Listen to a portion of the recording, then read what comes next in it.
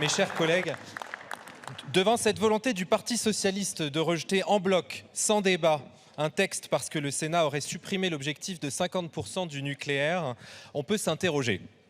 C'est peut-être la nostalgie du quinquennat de François Hollande en matière d'énergie nucléaire.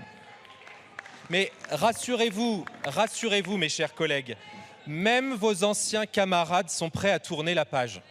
Il se trouve qu'en tant que rapporteur de la commission d'enquête sur la souveraineté énergétique, j'ai eu l'honneur d'interroger vos dirigeants, vos anciens dirigeants socialistes sur la loi de 2015. Vous savez, c'est la loi qui a consacré la réduction du nucléaire à 50%.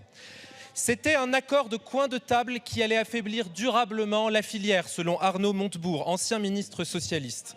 Il n'y a eu aucune étude préalable sérieuse, pour citer l'ancien Premier ministre socialiste Manuel Valls.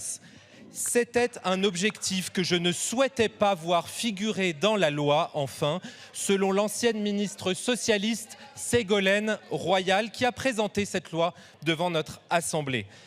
C'est peut-être plus sûrement d'ailleurs la peur de froisser publiquement vos alliés EELV et LFI, qui en commission des affaires économiques se sont à nouveau illustrés par leur opposition systématique, aveugle à l'énergie nucléaire, au mépris de l'urgence climatique, au mépris de l'urgence énergétique, quand la production, mes chers collègues, d'électricité nucléaire émet 70 fois moins de CO2 que le charbon, 40 fois moins que le gaz, 4 fois moins que le solaire, 2 fois moins que l'hydraulique et autant que l'éolien.